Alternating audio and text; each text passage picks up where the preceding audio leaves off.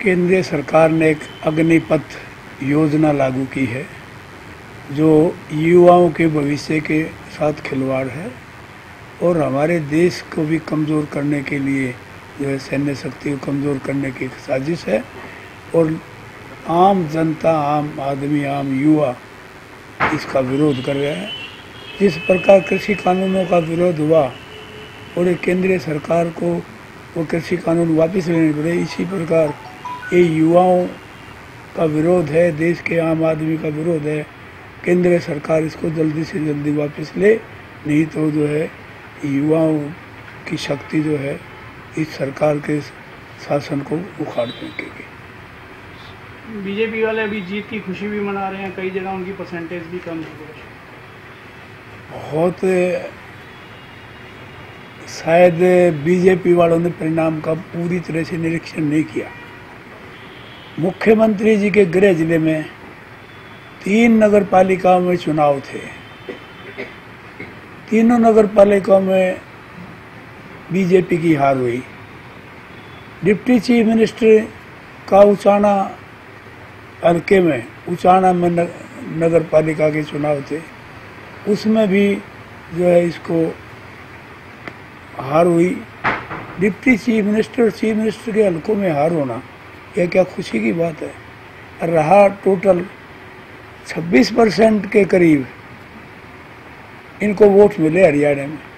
74% लोगों ने नकार दिया। क्या इस जीत के लिए जीत की खुशी मना रहे हैं? पहले 35 नगर पालिकाएँ नगर परिषद थी, अब 21 पे आ गए। हर जगह जहाँ भी जिनके मंत्री थे, इन मंत्रियों में जहाँ उन्होंने कोशिश की वो मंत्रियों के कैंडिडेट ही हार गए। तो ये जीत का, इसको तो बहुत भारी वोट परसेंटेज के हिसाब से बहुत भारी नुकसान बीजेपी को हुआ है और आगे आने वाले समय में बीजेपी का सूखड़ा साफ होगा। आज आप प्रेस कॉन्फ्रेंस में भी कुछ बताने जा रहे हैं? हाँ, प्रेस कॉन्फ्रेंस में अब ये तथ्य हैं सामने, लोगों को के सामने लाएंगे, क्योंकि ये जो पीठ थपथपा रहे अपनी असलियत क्या है उसको पब्लिक के सामने लाने की कोशिश करेंगे। और इसी प्रकार जो हमारी पार्टी का एक निर्णय है कि सोमवार को 10 से 1 बजे तक एसडीएम ऑफिस के सामने सत्याग्रह करेंगे। ये जो अग्निपथ योजना है इसके विरोध में कांग्रेस पार्टी जो है अब युवाओं के समर्थन में उतर चुकी है और सब से आह्वान करते हैं युवाओं से अब वो इस सत्याग्रह में, शांतिपूर्वक जो सत्याग्रह कर रहे हैं, इसमें शामिल हों और अपनी आवाज़ को उठाएं। सेना तो इसको सही बता रही है। कौन सेना सही बता रही है? जो वो आदमी जो इन सर्विस जो अधिकारी हैं सेना, वो ही कर रहे हैं। आपने उनका नहीं सुना? जो लोग सहगल वगैरह जो सदा बीजेपी का समर्थन करते थे, उन्होंने उल्टी बात कही है। उन्हें कहा ये देश के हित में नहीं है। और हित में भी कैसे हो सकता है? एक 4 साल की भर्ती और उसके बाद रिटायरमेंट और कुछ भी नहीं मिलना उसको, तो उसके साथ खिलवाड़ नहीं तो और क्या है? 4 साल में क्या करेगा वो? 4 साल में तो फौज के पूरी सिखलाई भी पूरी नहीं होती। 4 स्टेशनों में भी लगाए तो 3-3 साल के लिए 12 साल तो कम से कम लगते हैं। तो इस प्रकार ये बिल्कुल एक बेहुदा निर्णय है, बिल्कुल कोई ढंग का। ये किसी से डिस्कस किया गया है क्या? आम पब्लिक से इसके बारे में विचार मिल गए? ये वही जो नोटबंदी का जो फैसला है ना और कृषि कानूनों का, उसी श्रेणी में ये भी आता है और इसको भी वापस लेना पड़ेगा।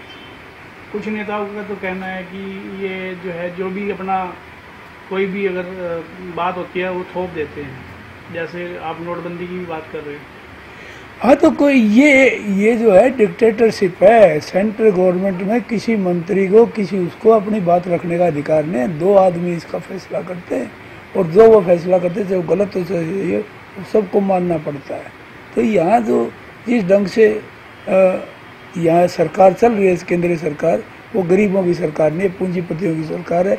गरीब आदमी के हित में कोई फैसला नहीं होता।